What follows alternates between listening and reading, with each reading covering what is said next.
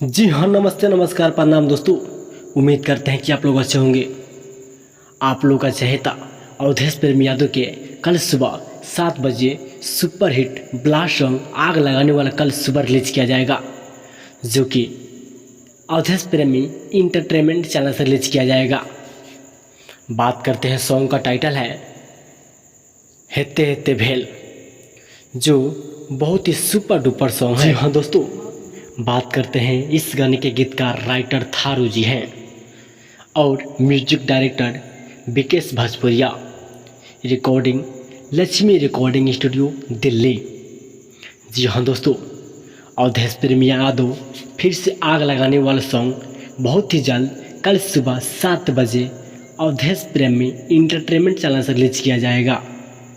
आप लोग का चहेता दिल के धड़कन अवधेश प्रेमी यादव कल सुबह आप सबके बीच सुनने के लिए मिलेगा। जी हाँ दोस्तों, अवधेश प्रेमी यादव के चाहने वाला फैंस इस चैनल को सब्सक्राइब, लाइक, शेयर जरूर करिएगा। मिलते हैं अगला वीडियो में, तब तक के लिए बाय दोस्तों।